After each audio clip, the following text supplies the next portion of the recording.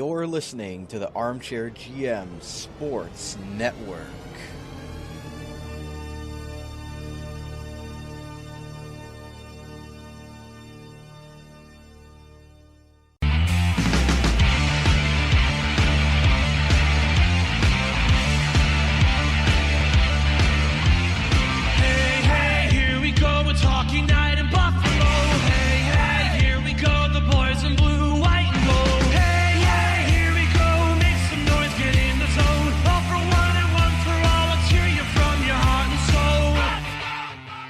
You're listening to the Niagara Hockey Lowdown Sabres Edition, your source for all news, press conference reactions, analysis, and objective discussions regarding the NHL's Buffalo Sabres from right here in the Niagara region. Here are your hosts, Brandon Caputo and Austin Broad. Welcome back, Sabres fans, to another installment of the Niagara Hockey Lowdown Sabres Edition, right here in the Armchair GM Sports Network, your April 2nd, 2021 edition. Your source for North American sports coverage by sports fans, for sports fans, delivered to you right here in the beautiful Niagara region. You can find us on social media for updates, giveaways, and sponsorship promo codes by following the podcast on Twitter at Armchair GM Pod, as well as this show's podcast at AGM Sabres Pod. Make sure you're following that as well for this show. You can like us on Facebook and Instagram as well, and you can listen to us on many platforms, including Spreaker.com, the free Spreaker app, Spotify, YouTube, Apple Podcasts, Google Podcasts, iHeartRadio, CastBox, and Deezer. Wherever you're getting your platforms, or wherever you're getting your podcasts at, we are on that platform for you guys by searching the Armchair GM Sports Network, of course. And lastly, our beautiful user-friendly website, armchairgmsports.com, for all things regarding the network, articles, podcast episodes, sponsors, and contributors. Everything's on there for you guys. Please go and check that out and make sure you're giving us a like and a subscribe, whatever platform you're listening to us right now. As always, I'm one of your hosts of the Sabres Edition podcast. My name is Brandon Caputo. You can follow me on Twitter at Caputs13 with a Canadian Z. And I'm always very pleased to be joined on the Sabres portion of the network. Well, my good friend, he is a contributing writer for the ChargingBuffalo.net and Carolina Hurricanes for Dobber Prospects. He is Austin Broad. You can follow him on Twitter at Austin_BroadTCB. Austin, it was April Fool's Day yesterday, but it was not a joke. The Sabres finally won a game. Yeah, the 18, let's call it what it is. It was an 18-game losing streak. I know the NHL doesn't recognize it as that. They recognize it as a winless streak, but it was an 18-game losing streak.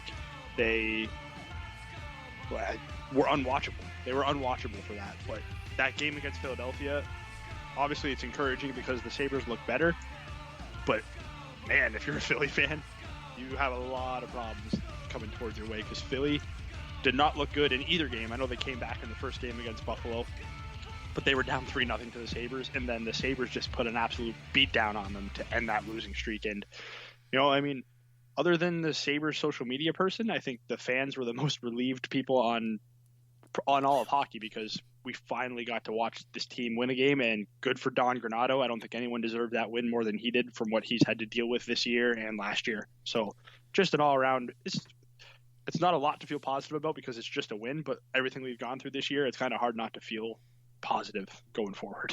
Yeah, and they picked up points in 3 straight games. 3 straight games. Yeah, three straight games for the point. Yep, could have been the 2 points against Philly, but what do you think that says about this group, Austin? Being you're up 3-0 in the third, you end up losing that game to Philly. Tage Thompson misses the open net. They come down and score, win it in overtime, and then to come back the next game and know that basically the streak is on the line, essentially, for modern era as far as longest losing streak. And they go out and beat the Flyers 6-1. Just how much do you think that meant for this group, and especially for Don Granato taking over as an interim head coach and getting his first win? Just what do you think that says about this team, and they really not want to be in the history books in the wrong way? Yeah, I think trying to not read too much into one win because it's obviously just one win, but for Granato and this coaching staff, it means a lot because you not only have Granato as an interim head coach, it's his first time being a head coach at the NHL level, but you have Matt Ellis, Dan Girardi on the bench, his first time, coaches at this level. It's huge for them going forward. It's a little bit of one win isn't really validation, but it's a little bit of a reward for what they've been doing with this team, trying to pretty much flip the switch from what they were taught by the previous coach to getting back into enjoying hockey and playing freely, playing with that green light. It's definitely rewarding, and it gives them something to build on going forward. And the best thing about this now is that we saw the Sabres win. But even if you go back to the game before, I know they blew the 3-goal lead. Even the game before that against Boston, they didn't win, but they looked better. There's some signs of encouragement here for Sabres fans because now we get to watch a little bit of storylines. We get to watch Rasmus Dahlin and Henry Jokiharju kind of look like their old selves again. We can kind of see, we can use the rest of this year as a judgment on how they're going to be going forward. We get to see Sam Reinhart as a center, which I'm going to touch on a little bit later in this podcast. We get to see some things going forward. You know, this is big.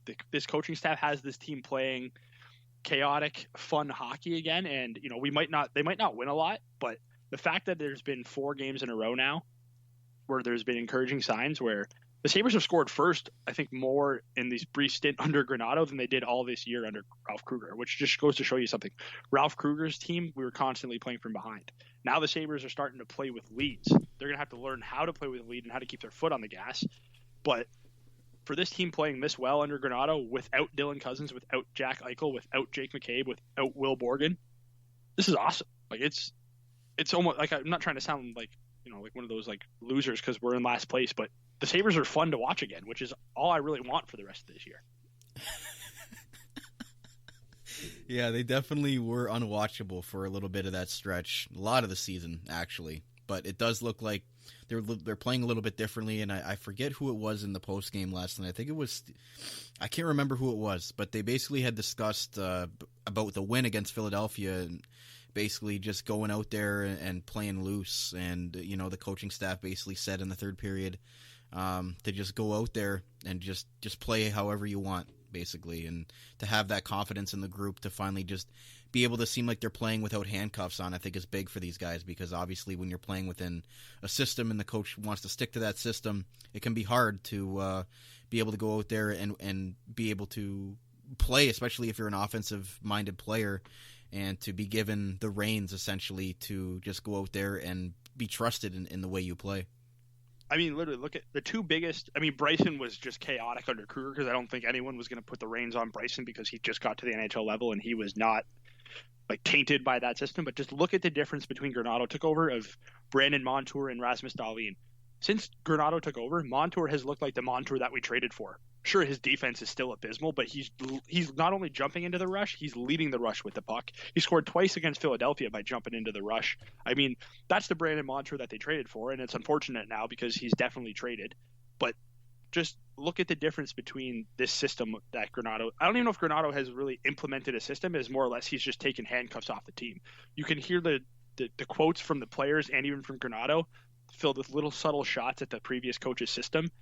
Granato basically saying, Dahlin's got a green light for me. I don't care about defensive mistakes. He's going to make those. I need him to produce offense. Montour saying how they're in a freer system and it's so much more fun. Granato basically saying sometimes as a coach, you just need to stop over-coaching and step out of the way. To me, those were all little subtle shots at the previous coach. And to be honest, I live for it because it confirms what I thought as a Sabres fan, and it's that this team was not this bad. They were literally just forced into a position where they had to adapt to the coach rather than the coach adapt to them. And this little brief stint under Granato has already been a success because this team is now playing not like they're playing free. They still might not be good, but at least they're playing free. Yeah. And Ralph Kruger's favorite player, Rasmus Aspen, gets a goal last night. Yeah. Aspen's been in his limited role. He's been fantastic. Like that's where Kruger having influence on the signings that they made, like there was no need to. I love Zemgus Girgensons. There was no need to give him a 2-year deal. There was no need to give Eakin a 2-year deal because we've seen players like Lazar, Riley Sheehan on a PTO, and Rasmus Aspen come in and have better impacts than those players would have had. Now I'm excited to see Zemgus Girgensons again because he's a way better player than Cody Eakin. But as someone who literally said when the Eakin signing happened that I didn't hate it, oh my God, they took about 4 games for me to say how stupid was I to say I don't hate that signing because that signing has been. Other than the Vlad Sobotka acquisition, this is probably worse than the Vlad Sobotka. This might be the worst acquisition the Sabres have ever made in Cody Eakin because he is abysmal.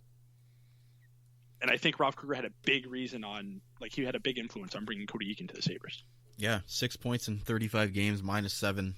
I was going to say the points don't even bother me, but they brought him to be a shutdown guy and replace Johan Larsson, and his defensive numbers are terrible. And when that line was on the ice, the Opposo, Reeder, and Eakin line, they were just getting their teeth knocked in. Yeah, time and time again. You know, later in the thing, I have a nice little stat on Olesen and Oposo as the two worst 5-on-5 players, but the last two games with a certain Sam Reinhart at center, the line has been just completely flipped. They're one of the best 5-on-5 lines they have the last two games. Perfect. I think it's worth mentioning Dustin Takarsky last night. Just what a performance. I mean, the guy coming up from the AHL, he never really found his mark as an NHL goaltender after a great junior career, and obviously he still hasn't gotten a win yet, but what a performance last night against the Rangers to even keep the Sabres in that game, because if you look at the shot totals, there was no business of them even being in this game against the Rangers. They were peppering shots in the second and third period, and Tokarski kept them in that game and gave them a shot to get a point. Oh, yeah, absolutely. I was hoping they would win, honestly, for Takarsky. If he deserved it last night. I mean, now his actual numbers might not be anything to look at, but he has been such a huge upgrade over what Jonas Johansson was, and he's probably been an upgrade over what Carter Hutton has brought to this team. And he's only making $725,000. That dude, I hope they can get him a win coming soon, because the way he's played since being activated in the Hutton injury, he deserves a win more than anyone on this team, because every time he's been in the net, he has just been peppered with shots. Mm-hmm. So good for Takarsky. I'd like to see him get it, because I don't think a lot of the goals that have went in have been his fault. Maybe one or two over these last couple of games, but not many. Especially what can you ask more from a guy who's an AHL goaltender at this point? Exactly. What more can you ask from Dustin Takarsky, really? Yep. And lastly, Linus Ullmark getting the win against Philadelphia 6-1, being the guy to break the streak, which we had assumed that we'd have to wait for Linus Ullmark to come back for us to be able to have a chance at the win. But we'll obviously talk about him a little bit more later on, but when we go over trade deadline preview stuff. But to me, Linus Ullmark, when he's in the net, I just feel a lot more confident as far as whatever Jonas Johansson and Carter Hutton and even Takarsky to a lesser extent bring as a goaltender. Like, to me, when Linus Ullmark is in the net, I just have a little bit more of a calming effect and saying, like, okay, we have a chance in the game. And obviously him being able to get that win just proves that he should be the guy that they look at moving forward. 100%. The Ullmark, you can even tell the team is just more confident when he's in the net. And I mean, it's a weird situation, because I want them to bring him back, but it's almost out of their hands now because he's a pending, unrestricted free agent.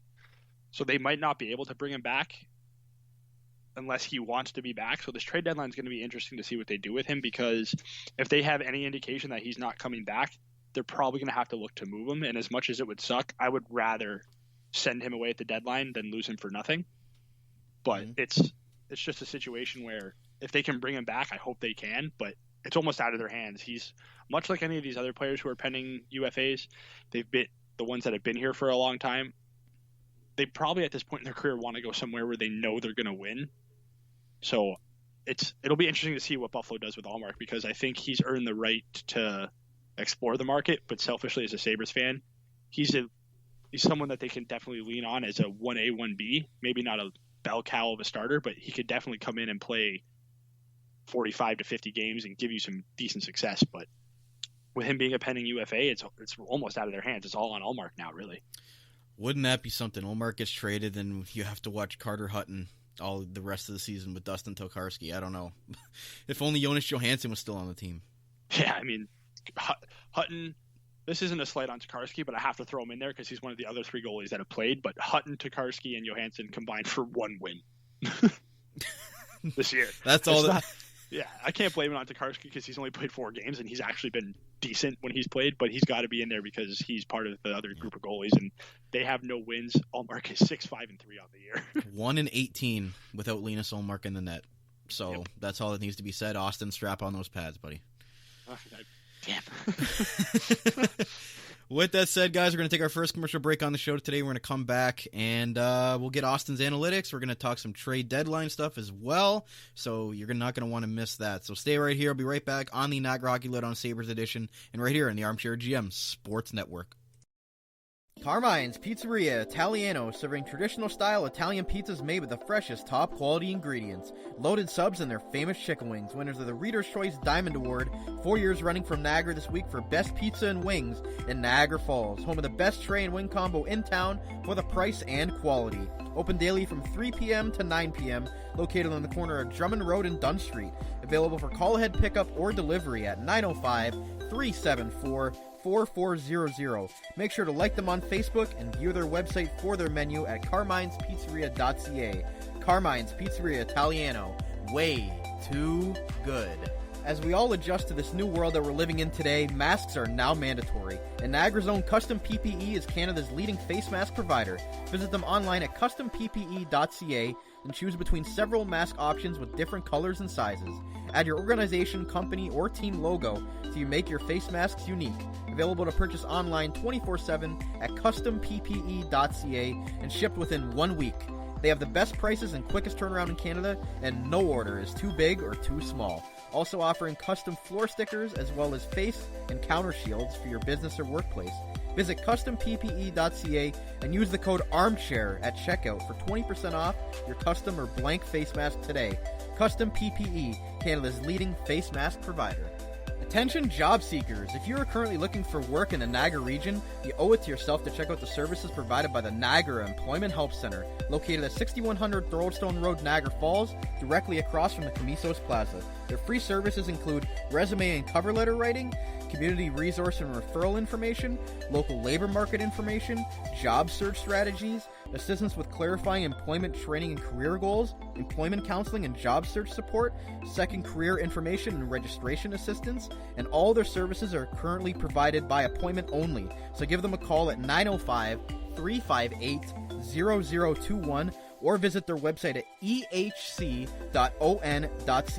the Niagara Employment Help Center. This Employment Ontario program is funded by the Government of Ontario. You're listening to the Armchair GM Sports Network, the Niagara region's best local source for North American sports podcasting coverage. By sports fans, for sports fans.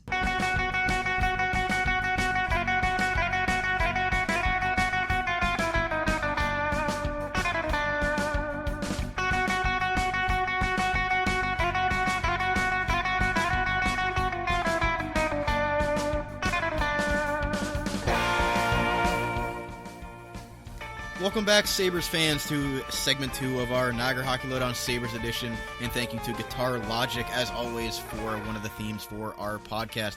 Once we switch to video, you guys can actually see me doing the air guitar for the Sabres dance version. God, I love that. Anyways. I can't wait for that. Oh, yeah. But with that said, guys, as always, one of our segments today is brought to you by J&L Flooring, a Niagara-based specialty flooring and design company. Simplified processes and making homes beautiful are their specialties. Visit them at jnlflooring.com to start in the floor of your dreams today. Jack's a big Sabres fan. He always wants to be a part of the Sabres podcast. So, with that said, Austin, let's what do you want to talk about next? I mean, we can basically do whatever we want here. I mean, we can talk trade deadline stuff. We can get right into your analytics stuff. It's up to you. Yeah, my analytics it's just a little quick one today. It's nothing too fancy, but it's something that not necessarily that you and I have talked about, but it's or been clamoring for, but we've talked about it on numerous occasions, especially last year under Jason Botterill, because our buddy Botterill used to love to say that Sam Reinhart can drive his own line and never gave him the chance. But honestly, given the smallest sample size over the last 2 games, Botterill may have been right, because Sam Reinhart, since being moved to center, I never once clamored for him to be used as a second-line center in Buffalo because I thought he was really good on the wing. But again, based off the small sample size of the last 2 games, if Buffalo locks him up long-term, he literally could be their second-line center that they've been missing. And how funny would that be that it took a pandemic season where Cousins and Eichel got hurt for Sam Reinhart to be thrown into the center role, and the Sabres just lucked into finding out that, oh my God, this guy is actually capable of being our second-line center. I mean, I've been saying this since we started the podcast over a year ago. I mean, yeah, we've always seen Sam Reinhart on Jack Eichel's wing. Why not give him a chance at center to see what he can do and drive his own line? Like you said, Botterill always said that, but you know, maybe it was Kruger's decision after all. I mean, we've seen what's happened post Kruger, and there has been some changes made as far as lineups go and just the overall outlook of the team. So maybe it took that for people to finally notice that Sam Reinhart might be able to play center in the NHL, and they better find it out quick, because he's going to be turning 26 and he's an RFA this year. Yeah, exactly. Like I said, I always clamored that he could drive his own line, but I said he was more than capable of doing it from the wing. But again, small sample size, but I'll get into it here. So he's been playing with Victor Olofsson and Kyle Okposo. We all know Victor Olofsson and Kyle Oposo's 5-on-5 numbers. They're not good. Kyle Okposo has the 4th lowest expected goals for percentage on the Sabres with a 40.9. Victor Olofsson's in the middle of the team with a 46. Here's them as a line for the last two games. So versus the Flyers game, the line had a 57.4% expected goals for percentage. And against the Rangers, they had an astonishing 78.21 expected goals for percentage. So with Sam Reinhart at center, Oposo and Olofsson are not only positive 5-on-5 players, but over the last two games, they've been very, very good, if not close to elite 5-on-5 players as a line together. So that's my analytic there is if the Sabres can lock him up to a long-term contract this summer, and if they continue to use him as center and he continues to look like this, the Sabres may have just fixed their biggest issue with someone that's already been on this team. And the fact that it could have taken them this long to find out, the fact that you were clamoring for it for so long and that the fan base has been clamoring for it for so long, this is just the biggest Sabres. This could be the biggest positive aside from Dahlin looking back to his normal self. This could arguably the best thing that has happened to the Sabres this season because it appears that they do have a second line center, and now all they're going to have to do is just convince him to sign here long term because Reinhart is legit. And he's always been very, very good, but we've always just assumed that he was only good because of Eichel. Botterill may have been right, which is the funniest thing on planet Earth to me because Botterill always said it, but Reinhart was never given a chance to. Reinhart now is forced into this opportunity, and it looks like Botterill was right the whole time. J-Bots, the legendary J-Bots, still helping the Sabres out somehow from far, far away. From Seattle. From Seattle. Maybe Ralph Kruger joins him in Seattle. Who knows? Could you imagine? Hopefully not as the head coach, maybe as a chairman of the Seattle soccer team. Yeah, Sounders FC. Yeah, there you go. But Reinhart, 23 points in 34 games. So, I mean, minus 22, but I mean, who isn't a minus on this team? So, yeah. And if you look at production, his last two games as center, he's got a goal for the Philadelphia game. He got an assist last night, and he's +1, averaging about 19 minutes of ice time per game, but he's not only has good underlying numbers, but he's produced the last two games. So, I mean, I might have to apologize to Sabres Twitter because I wasn't convinced that Reinhart needed to be thrown in at center, but I was probably, again, it's 2 games, so I'm not trying to get ahead of myself here, but if he looks this good with Oposo and Olofsson as his 2 wingers, who are not good 5-on-5 players, imagine what Reinhart could do at center with decent 5-on-5 wingers, because it looks like the Sabres, like I said, this year is the year of them lucking into things. They lucked into finding out that Will Morgan at 25 years old can actually play in the NHL. Who would have thought? They lucked into Rasmus Aspen. They lucked into now it looks like they lucked into Sam Reinhart possibly being their future answer at number 2 center. Yeah, I mean, it's got to be good confidence for Sam to finally know that maybe he can play center in this league, and because he's been put on the wing for so long that maybe this is a good confidence booster for him. But as far as other confidence boosters, I mean, what else can you say about the Ristolainen and Jacob Bryson pair, Austin? I mean, they talked to Bryson last night, I believe in the pregame or the postgame, I can't remember. But he basically just said, like, he loves playing with Risto. Obviously, as a physical defenseman, it helps him out, be able to carry the puck up. They use each other a lot. He just says he really likes the chemistry that those two have built together. And Ristolainen and McCabe, obviously, were the 2 bright spots before McCabe went down with the injury and before Risto went off with the COVID issue. So what do you think about Ristolainen and Bryson moving forward here as a possible D pair that we could see for the rest of the year? I am a really big fan of Jacob Bryson. I mean, he's been known as playing high-event, chaotic hockey, and he is living up to that reputation in 18 games. His numbers might not be, and his underlying numbers might not be anything impressive, but what he can do with his speed and his ability to jump into the rush and his desire to create offense and just embrace the free-flowing, chaotic system that the Sabres have kind of adapted under Granato is awesome. Ristolainen, I think he's come back down to earth as it would be. Like, he was actually so good with McCabe. That pairing was amazing.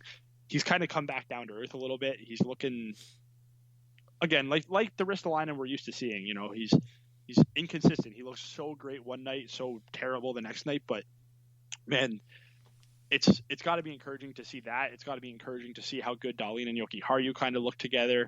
I mean, Drager said it in the intermission on the Flyers game that a lot of teams are calling on Ristolainen, and he said that Adams doesn't want to move him. I can't really imagine any scenario where Ristolainen's an untouchable in Buffalo. But if a lot of teams are calling, his value might be at a point where, aside from when Edmonton offered Taylor Hall straight up for him back in the day and Tim Murray said no, which I don't want to get into, his value might be higher than it's been in a long time, because Ristolainen looks like like he looks like a serviceable hockey player again, which is all you could really ask, because there was a few years where he was arguably one of the worst defensive defensemen in the entire NHL. And, when you draft a defenseman like Ristolainen, he's not the best skater like Dahlin and Bryson and all those guys. He was a really solid two-way defender. Mm-hmm. For him to just be so abysmal defensively for a number of years, it really almost made it impossible to trade him.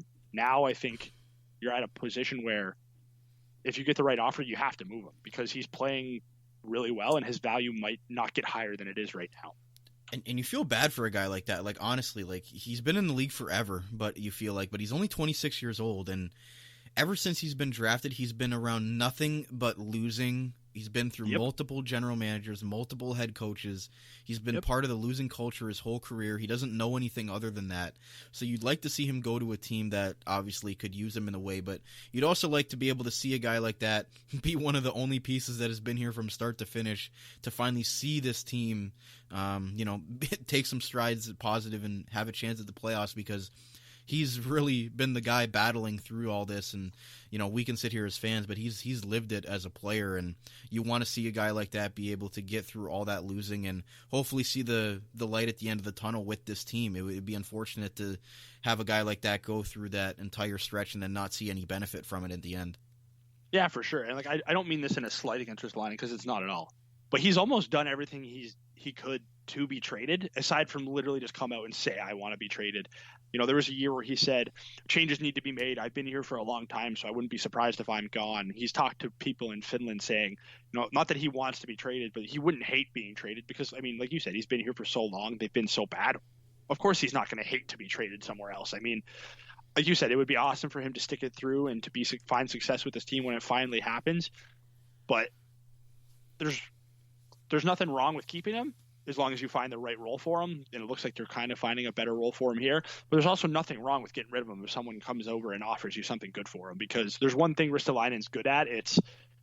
He's a really good power play defenseman, and he is a very good, I don't like using the word for physical defenseman, because it makes him sound like he's a plug. And I know at times he takes himself out of the play to go throw a hit, but he's a pain in the butt to play against, which is what you want from a defenseman. So he does have value if you want to keep him, but I think he's just been here for so long, and the way this thing has gone in Buffalo, I literally think, aside from Dahlin and Cousins, that if someone offers you a good enough package where you can't refuse, no one on this team should be untouchable.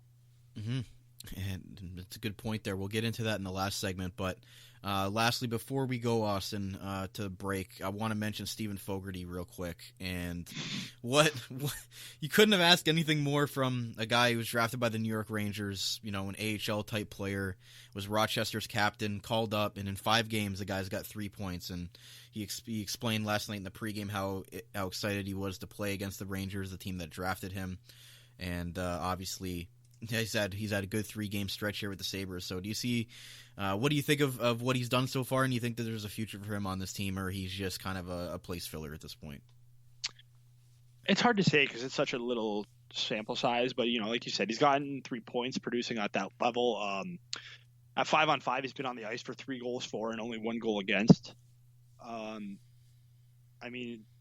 Put it like this, there's always a room for the NHL and fourth liners. There's always a room for those bottom 6 type guys.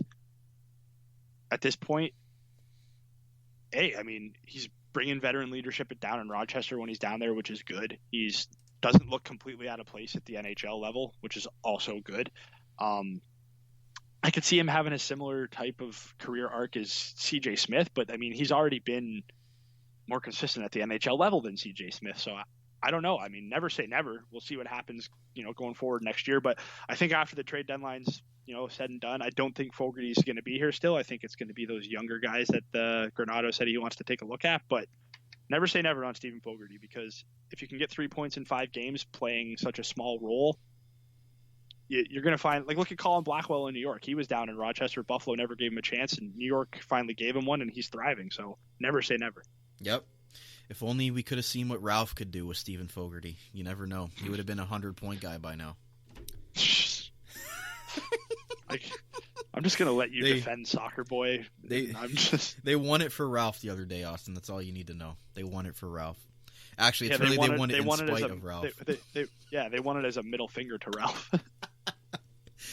The legend of Ralph Kruger lives on. But we're going to have to get a break here before Austin loses his mind with those comments. So we're going to take our last commercial break on the show today. We're going to come back and discuss our preview for the Sabres trade deadline and what we think some moves could be coming, what moves to be coming, and what we could expect to get in return. So stay right here. But right back on the Niagara Hockey Lowdown Sabres edition and right here on the Armchair GM Sports Network. J&L Flooring is a Niagara-based specialty flooring and design company. They take great pride in providing elite customer service and support. They are a specialty flooring and decor boutique shop with a beautiful showroom, great pricing, and a wide variety and truly unique selection of products. All their products are environmentally friendly and responsibly produced, so you can feel great about your flooring choices. Their goal as a local business is to build authentic relationships based on honesty and integrity that they foster with respect and authenticity, offering a unique and wide range of quality products presented by a knowledgeable and patient team. They connect with their customers to simplify the process to make their life easier and to make their homes beautiful. Visit them at 4424 Montrose Road, Niagara Falls, or find out more at jnlflooring.com. Open Monday through Friday, 9 a.m. through 5 p.m., and Saturday, 9 a.m. to 3 p.m. 905-358-3299 J&L Flooring. The Spicy Olive Bar and Grill is located on the top of Clifton Hill and just a 5-minute walk from the majestic Niagara Falls. It is conveniently nestled in the heart of the tourist district. A family-owned and operated business, the Spicy Olive opened its doors in May of 2003 and has since been established as an authentic and unique Italian restaurant and bar.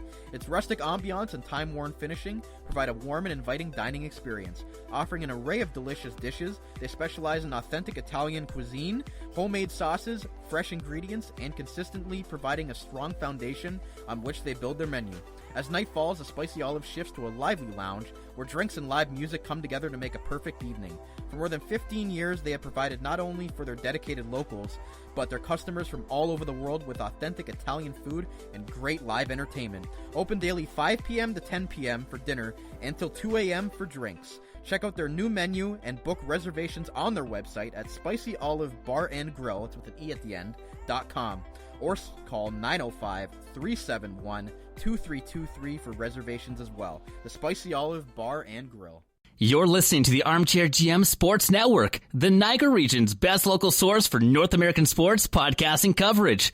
By sports fans, for sports fans.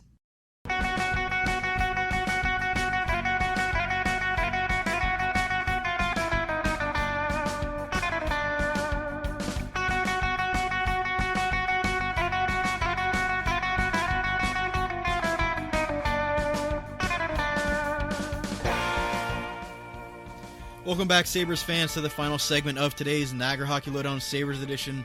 Brandon Quito and Austin Broad back with you here, and this final segment on today's show is brought to you by the Niagara Employment Help Center, helping job seekers find work with their free services and counseling professionals. 6100 Thoroldstone Road in Niagara Falls, across from McNeesos Plaza. Call to book your appointment today and to jumpstart your job search, ehc.on.ca. Austin, you ready to get into some trade deadline stuff? We might not have an episode until the trade deadline again, so we're going to preview. And before we preview that, I want to get your thoughts on the Eric Staal trade. I don't think we've had an episode. I think you had discussed trading Eric Staal, but I don't think we had discussed on the show getting rid of Eric Staal. So 3rd and 5th to Montreal. I think it's a good return, and just obviously the Eric Staal experiment did not work out this year. Yeah, so needless to say, it didn't work. I mean, in principle, it was a great idea. A stopgap veteran who still looked like he had some stuff left in the tank, but I think it was more, like, we'll never know the truth, but I just don't think he wanted to be here from the get-go. You could kind of tell he wasn't too thrilled about the idea, no matter how much Adams and them tried to say how excited he was. You could just tell the effort wasn't there. We'll really see in Montreal if the game is just past him or if he was just miserable in Buffalo, which is really what I'm interested in finding out. But retaining half the salary to get a 3rd and a 5th is fantastic. Adams replenished the whole 2021 draft cupboard here, plus the 6th that we got for Colorado. So they actually have 8 picks coming up to this draft, which is big for a team trying to refill their prospect pool. So all in all, yeah, I think the trade actually was really good for Buffalo, and it was really good for Montreal because they're going to get a guy to play in their bottom 6, not their top 6. So pretty solid trade all around.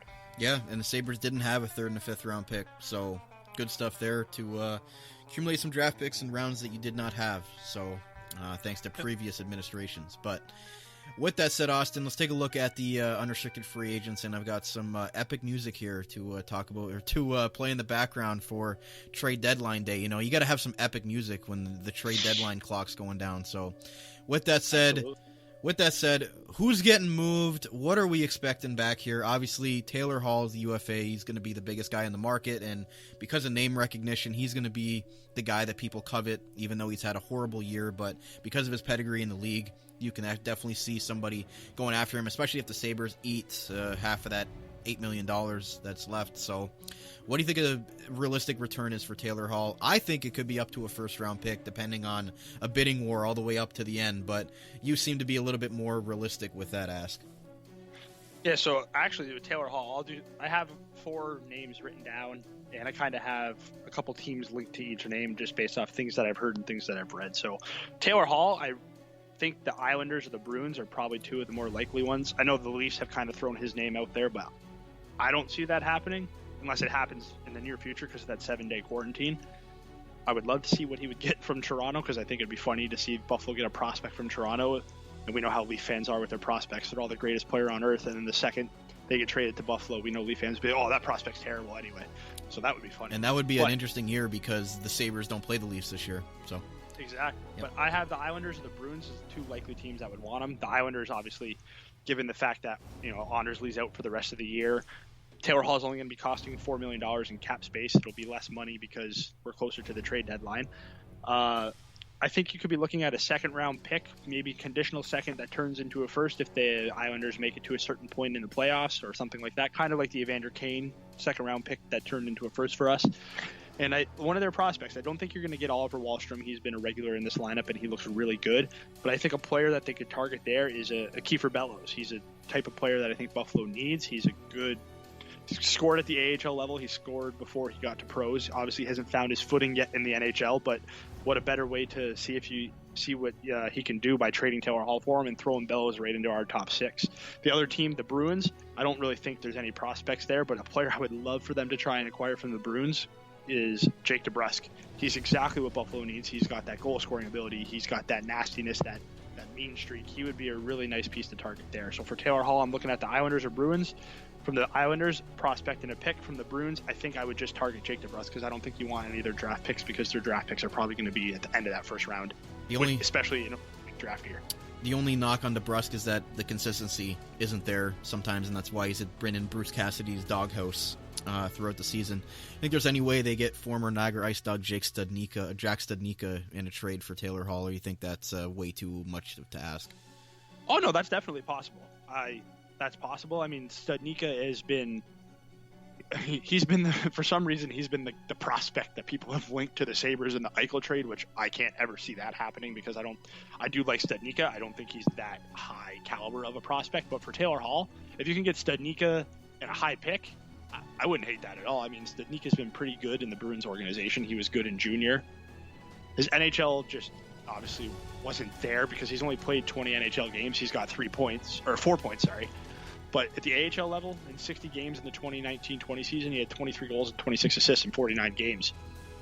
Yeah. If you can kind of do a similar package like I was talking about with the Bruins or with the Islanders, a second-round pick that could turn into a first plus a Studnicka, I would take that to the bank too. But if they're going straight up from Boston, I would try and get Debresque first just because he's a little bit more proven, but I wouldn't be mad about Studnicka at all. Okay, there you go. So Taylor Hall, probably going to be on the move. He said, yeah, for sure, I'd be interested in a trade. We didn't talk about that little clip there, but yeah, obviously, what is he going to say? No, I want to stay on the last place team in the NHL? Of course not. So exactly. I had no problem with what he said there. And yeah, Ralph Kruger, the guy who apparently influenced him signing with the Sabres, is long gone back to Switzerland. So no more Ralph. We can thank Ralph for whatever return they get for Taylor Hall. That will be what we can thank Ralph Kruger for. So yeah, absolutely. Other than Taylor Hall, what else are you looking at here? Middlestad's an RFA, Aspen's an RFA, and then you have a bunch of UFAs like, obviously, Reeder, Sheehan, Fogarty, Brandon Montour is obviously going to be one of the highly coveted defensive pieces to be moved, and might be the most if the Nashville Predators continue to win and they don't end up wanting to part with Matthias Ekholm. So that could be even better for the Sabres if the Predators continue to play and continue to get themselves into a playoff spot and don't make Ekholm available. Yeah, he's next on my list. He's the second out of the four names, and the team that to me makes the most sense. It's rather unfortunate, but it's because of an Aaron Ekblad injury. But the Panthers seem to make a lot of sense. They'll need a defenseman there, so I could see Montour going to a team like Florida. Florida, I don't know what you could fetch for him. You could probably end up getting a pretty decent pick. Obviously not a first. I don't think firsts are going to be traded that much this year. I really hope I'm wrong, but just given the state of the league right now, and we know Seattle's coming up, and we saw with the last expansion draft, teams were willing to part with firsts to protect players. So I think teams are going to try and keep their first round picks, but I could see Montour going to Florida for a second, or depending, he's not exactly the greatest prospect. He's 23 years old, but this is the type of player I could see Montour bringing back, like a Henrik Borgstrom. He hasn't been good in Florida. I mean, his best season is 50 games, 18 points. He's playing over in Finland right now, but he's a 23-year-old, 6', 200-pound center. He's a former first-round pick. Florida has floated his names out there. I don't know what he brings to the NHL level, but when you're trading a player like Brandon Montour, who he's good, but he's not really great. He's not going to be, the number one player on the TSN trade bait list. You can see what you could get for him. And the only reason I'm saying a prospect or a pick, because I don't think you're going to get multiple pieces for Montour. And it all depends on how many players you're trading. You're going to need to bring bodies back so you can still, ice a team. So if they can get like a second round pick for him, or if they can get a player like Borgstrom, a 23-year-old who's been unproven at the NHL level, who Florida could be looking to move, I think that's a pretty solid deal for Montour. Or maybe the Sabres, pull a 180 on us and trade Risto and keep Montour. But I would say Florida is definitely the team that needs a right-handed shot defenseman, given the Aaron Ekblad situation. Mm-hmm. No, it would definitely be interesting. And then I'm going to take a wild guess here and say one of your other two players are Linus Ullmark. Yep, I do have Linus Ullmark there, and only reason I do is because of the report that Friedman, not even a report, the thing that Friedman said on WGR 550 yesterday was the Leafs have been in contact with the Sabres about Linus Ullmark. It all basically nothing serious or formal, but checking in to gauge the market there just in case Anderson is not good to go. So if the Leafs are calling on Ullmark, I could picture any other team who needs a goalie potentially calling on Ullmark. And the thing with Ullmark is I don't know what the return would be there, but it would be interesting to see if the Leafs do pull a trigger on a guy like Linus Ullmark, because I don't know what you could get, but it feels like, based off Dubas' comments, he is pretty much ready to trade anything and everything that's not an NHL player in that organization. So if there's a deal to be made there where you can kind of get Dubas to part with a nice little asset there, I don't mind the idea of trading Ullmark. Yeah, I mean, it would be unfortunate because it finally seems like Linus Ullmark is hitting his stride here and could be a goalie for the Sabres moving forward here, but in the position they're in, to lose UFAs for nothing would be unacceptable. So if only they could get something for Carter Hutton, that would be even better, but unfortunately... Oh, that would be amazing. I just don't see that happen. I mean, they got a 6th-round pick for Jonas Johansson. Exactly. So you never know. Maybe Nashville wants Carter Hutton back. Probably not, but other than that, who's the last name on your list? And honestly, just because he's pretty valuable on the penalty kill and he has been scoring this year, I have Toby Reeder written down, but I do not have any potential team or any idea what a potential return for him would be. Probably maybe a 5th-round pick like what we gave up for Wayne Simmons last year. But Reeder seems like the only other piece. I mean, someone could maybe try and get something for Sheehan, but I kind of like the way Sheehan's been playing, and given that he's a Niagara boy, maybe you can convince him to sign another 1-year, $1 million deal next year to stick around. But I have Reeder as the last name written down, but literally no idea who to target for him or what to even ask for him, because obviously it's nothing significant, but it frees up a spot for a younger player in this organization, which to me really is what this trade deadline should be about, is getting assets back for the future and also freeing up roster spots for those younger players like a Matej Pekar or a Arttu Ruotsalainen or to a lesser extent, Jack Quinn, who can play 5 games without anything there, but I wouldn't touch that. That's just another younger player there. Or on defense, a Matthias Samuelsson, just to see what they could bring to this team. To me, that's what's important about this team after the trade deadline, is what is the system and what do those prospects look like at an NHL level, just to give Adam some idea of what to do this offseason. Mm-hmm. Yeah, I mean, That's the hope, right? Yeah. By getting rid of some of these guys. And I know we talked about this a lot with the expansion draft with Seattle lurking in the horizon here. Do you think there's any way that they can get rid of a guy with term on his contract because of the fact that another team would have to expose another guy off their roster to keep a guy with term if they were to acquire him? Do you think there's any way that somebody like a Colin Miller or even a Risto or, maybe even to a lesser extent if somebody for some god-awful reason wanted Cody Eakin on their team, if the Sabres ate some salary on that, do you think there's any way that they could get rid of a guy with term on their contract with the Seattle expansion looming? And if so, do you think that there would be anybody intriguing on with more than a year left on their contract to go and acquire, other than obviously Jack Eichel? But we hope that that's not happening. Yeah, no, there's definitely a way, right? Like you said, the only when you look at Ristolainen, actually, after this year, he's only got 1 year left on his contract after this season at $5.4 million. Miller's got $3.875 million. Those guys could probably be intriguing to Seattle and probably won't cost you a premium asset. Same with Eakin. I don't think he'll cost you a premium asset, but because he's been so bad, you might have to overpay to get him out of here. But, I mean, when you're looking at the two big guys with term and a lot of salary left, it's Oposo and Skinner, and I think that's costing you likely a first-round pick or one of your better prospects. So I don't see that happening, but I could envision a scenario where a Ristolainen or a Miller could potentially be shipped off to Seattle.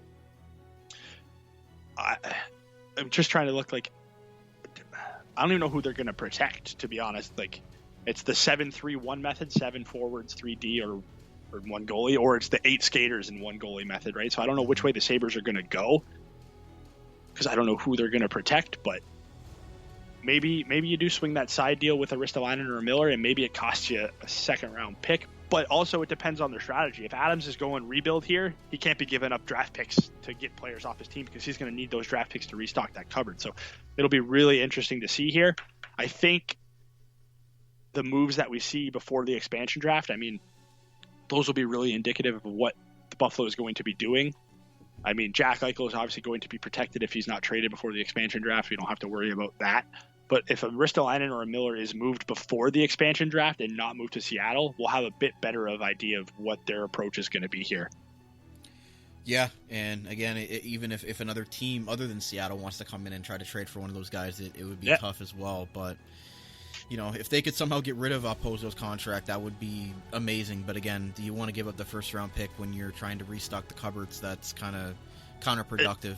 Especially how good the 2022 and 2023 drafts are going to be. 22, you have Shane Wright. 23, you have Matvei Michkov from Russia and Connor Bedard from the WHL, who's just tearing up hockey at 15. So those two drafts, I don't want to touch picks.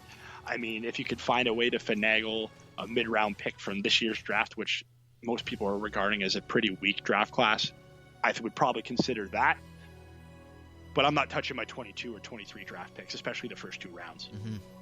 So good stuff there. That's basically it for trade deadline stuff. Again, we might not talk again until after the trade deadline, so hopefully Kevin Adams has free range to do whatever he wants with his organization, and, there's not going to be – you wouldn't think that there'd be huge trades that are made. Those might be made in the summertime if those decisions are made, but whatever he does at the trade deadline, we should have a better idea of how it's going to set up for the expansion draft and what he's going to do moving forward into the offseason. We obviously saw Eric Stahl traded already, so you'd hope to see more assets coming back for pending unrestricted free agents, and hopefully Brandon Montour and Taylor Hall will bring back a, pardon the pun, haul for those 2 players, and we can thank Ralph Kruger for bringing the Titanic into the iceberg and getting back some good assets.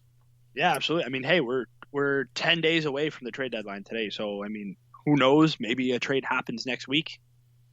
I mean, remember, there's that 7-day quarantine thing. So I'm imagining if there's going to be any trades between Canadian and Americans, we're going to see it happen in the next few days, because I don't really see a scenario where those Canadian teams want to acquire a player at the trade deadline from an American team and then wait 7 days. So I think we could see a busy couple of days coming up in terms of trades, if there's any possibility of trades between the American teams and the Canadian teams. Yep. Other than that, probably not going to be till April 12th, but hopefully, maybe we'll see next week. Maybe we'll see what we can do. Maybe if there's something major that happens, maybe an article gets put up. Maybe we do we do something. But yeah, exactly. With that said, we're going to be taking a week off to get some things in order and get ready for the trade deadline and moving forward into video podcasting. So with that said, ladies and gentlemen, that's going to wrap it up for today's episode of the Niagara Hockey Lowdown Sabres edition 18. Finally, it is over at 18, and we no longer have to talk about the losing streak. Well, they started a new one last night, but it's only one game, so we can only hope that it doesn't reach 18 again. But with that said, ladies and gentlemen, we are your source for North American sports coverage by sports fans, for sports fans, Liberty right here in the beautiful Niagara region. As always, I'm one of your hosts of the Sabres Edition podcast. My name is Cappy. You can follow me on Twitter at Capuch13 with the Canadian Z.